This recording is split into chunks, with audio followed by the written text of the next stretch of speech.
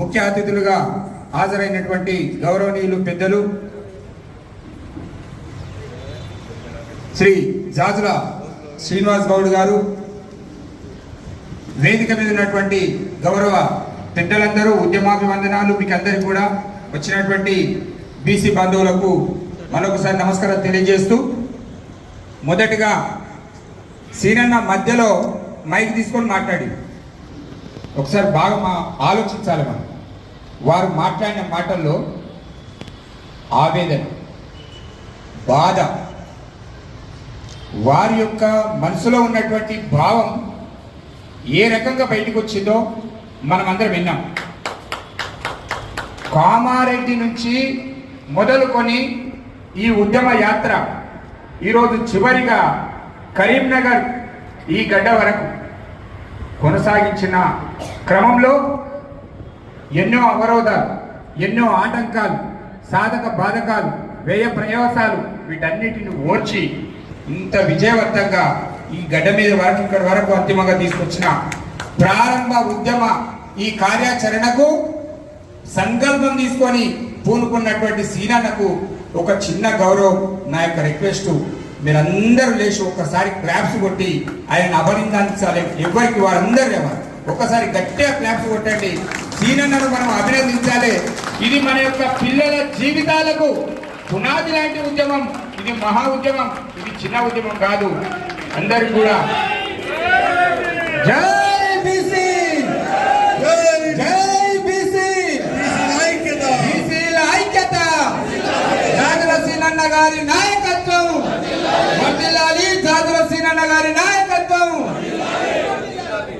జై బీసీ, జై BC, BC కులగణన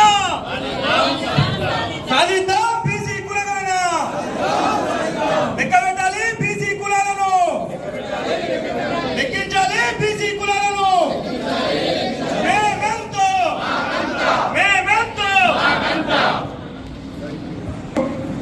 ఒక 2 నిమిషాలు నా యొక్క అభిప్రాయాన్ని కూడా మీతో షేర్ చేసుకుంటా. తెలంగాణ రాష్ట్రంలో 60% ఉన్నటువంటి బీసీ జాతి ప్రయోజనాల కోసం తమ జీవితాన్ని పణంగా పెట్టి నిరంతరం ఉద్యమాన్ని కొనసాగిస్తున్నటువంటి సీనన్నకు మనం గుర్తించాలి. ఈరోజు పాలకులు చాచా నెహ్రూజీ కాడికెళ్ళి మొదలుకుంటే స్వతంత్ర భారతదేశంలో ఏ రాజకీయ పార్టీ నాయకులైనా తన యొక్క స్వార్థం కోసం, తమ యొక్క జాతి ప్రయోజనాల కోసం, వాళ్ళ యొక్క రాజకీయ పబ్బం కోసం, వాళ్ళ సీట్లో కదలకుండా ఉండడం కోసం పాకులాడి పనిచేసి ఓటు బ్యాంకు రాజకీయంగా చేసిన మన బీసీలందరినీ వాడుకున్న సందర్భాలు తప్ప మన ప్రయోజనాల కోసం ఆలోచించినటువంటి ఏ పార్టీ నాయకుడు కూడా లేరు. చిరంజీవులు గారు ఇందాక చెప్పారు, వారి సర్వీసులో లెక్కల పాటికలు చెప్పారు వారికి ఉన్నటువంటి అనుభవం. సీనన్న ఆవేదన చూసాం మనం. ఈరోజు ఎవరి కోసం మనం ఈరోజు ఇక్కడ వచ్చి కూర్చున్నాం, ఎవరి కోసం ఈ యాత్రలు చేస్తా ఉన్నాం. నిన్న జరిగినటువంటి హైదరాబాద్ లో పెద్ద కాన్ఫరెన్స్ హాల్ జరిగితే మేధావులంతా, ఇంటెలెక్చువల్స్ అంతా వచ్చి కూర్చుంటే అందులో ఒక ఆయన చెప్పాడు, ఈ రాష్ట్రంలో అత్యంత ధనికులు నడిపేటువంటి విద్యా సంస్థలు ఎవరి చేతిలో ఉన్నాయంటే అదే కమ్మల చేతిలో ఉన్నాయి, వెలుమల చేతిలో ఉన్నాయి, రెడ్ల చేతిలో ఉన్నాయి. కార్పొరేట్ ఆఫీసులు, సంస్థలు ఎవరి చేతిలో ఉన్నాయంటే అదే ఆ 3 కులాల చేతుల్లో ఉన్నాయి. ఈరోజు పెద్ద పెద్ద వ్యాపారాలు, పెద్ద పెద్ద విద్యా సంస్థలు, పెద్ద పెద్ద హోటల్స్, పెద్ద వ్యాపారాలు ఎవరి చేతిలో ఉన్నాయంటే అదే అగ్ర కులాల 3 కులాల చేతిలో ఉన్నాయి. అంతటితో ఆగలేదు. ఈ రోజు ఇందాకనే చెప్పారు, 60% ఉన్నటువంటి బీసీలు చట్టసభలో ఈరోజు అసెంబ్లీలో తెలంగాణలో 19 మంది ఎట్లా ఉంటారు, 42 మంది రెడ్డి సామాజిక వర్గం సంబంధించినటువంటి వాళ్ళు ఎట్లా ఉంటారు. చట్టసభలో మనకు రిజర్వేషన్ లేదు. రాజకీయాలు మనకు అందకుండా చేసినటువంటి దుర్మార్గమైనటువంటి రాజకీయ పార్టీలను వాళ్ళ అంతు చూసే వరకు మన జీవితాలు మారవు.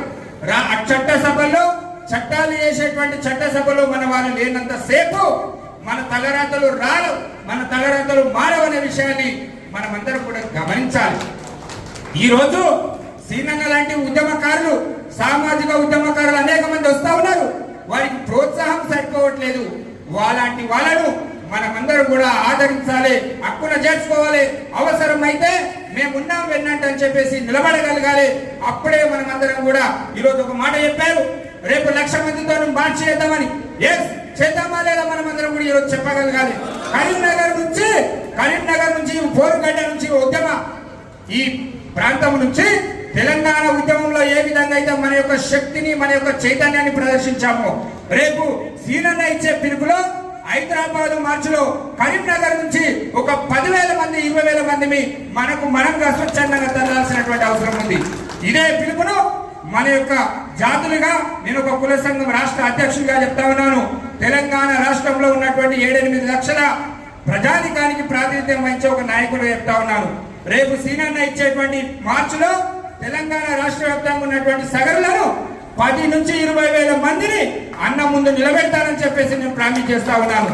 ఇగో ఈ విధంగా కొట్లాడకపోతే, ఈ విధంగా మనం చైతన్యమై మన యొక్క శక్తి ప్రదర్శన చేయకపోతే ఈ ప్రభుత్వాలు, పాలకులు, ఈ యొక్క విధానాలు మారవు. అప్పటి వరకు మనమందరం కూడా చైతన్యవంతులకు కావాల్సిందే.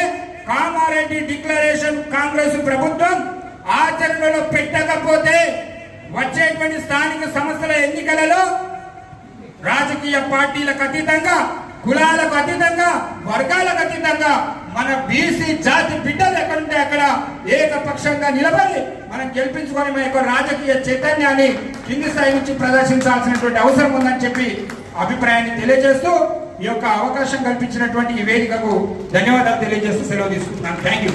Thank you sir.